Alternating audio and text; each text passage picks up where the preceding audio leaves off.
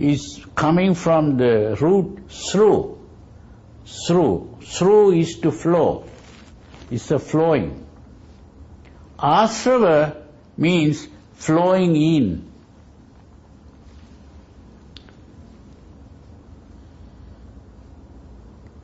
That is why some people translate asava as influx.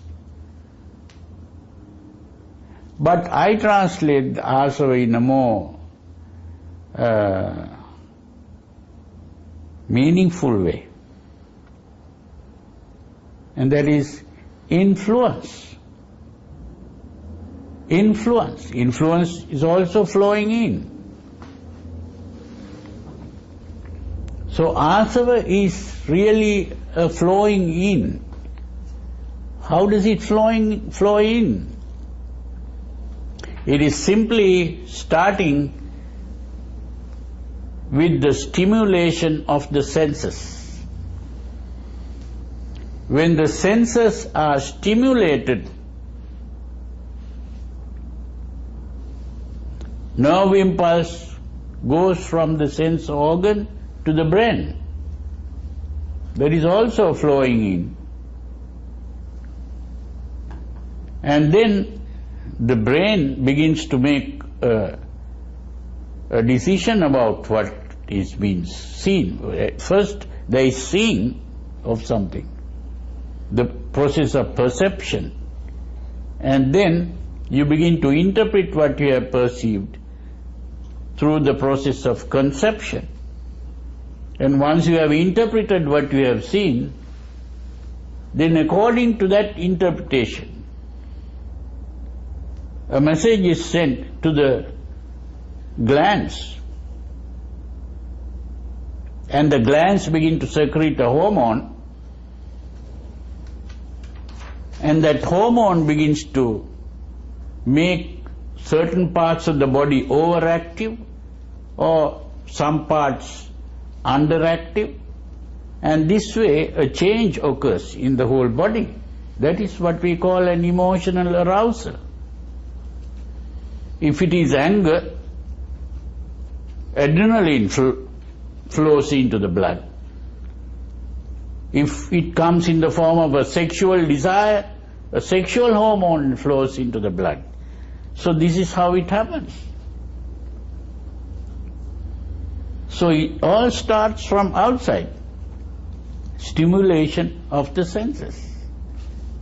So when the senses are stimulated, this whole reaction occurs. And when the emotion is aroused, tension occurs in the muscles. The muscles become tensed. And this tension is like the bow and the arrow. You pull the string with the arrow, it becomes more and more tense. The more tense it becomes, the more it wants to release the arrow.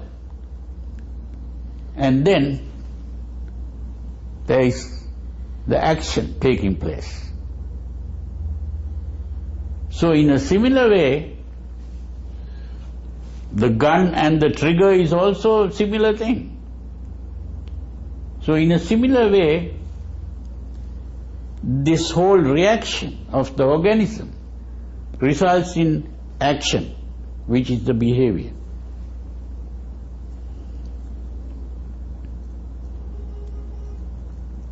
So if emotion is something that is coming from outside, it is possible to stop that. It is possible to stop that reaction. You don't have to be trying to satisfy the emotions or gratify the emotions.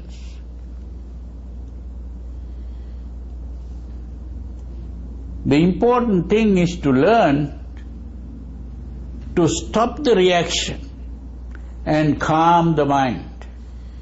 So the calmness and tranquility of the mind is the solution to the problem.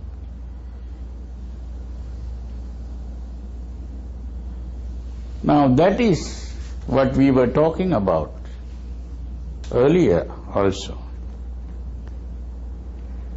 So this tranquility of mind was the solution of the Buddha, not sublimation.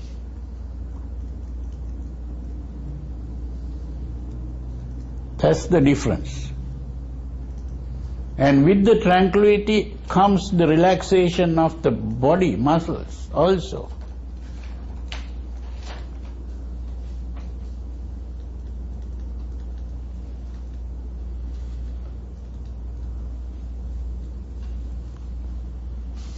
That's the important thing to understand. So that emotional excitement leads to the personalizing, and the personalizing leads to the personality, and the personality leads to the birth, old age, disease, death.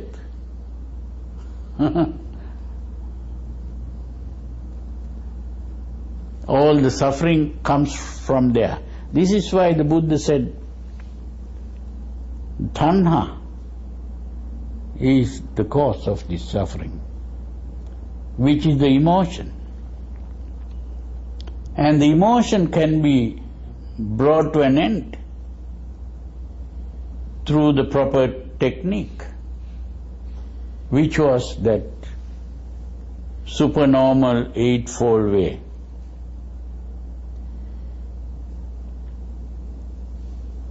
So we have to go beyond the normal to a supernormal state to solve that problem. So this was the ending of the problem of dukkha or suffering.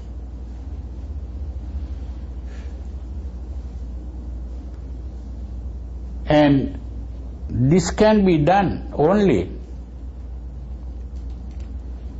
by calming the mind. But the mind cannot be calmed without calming our behavior. So the first step is to calm the behavior.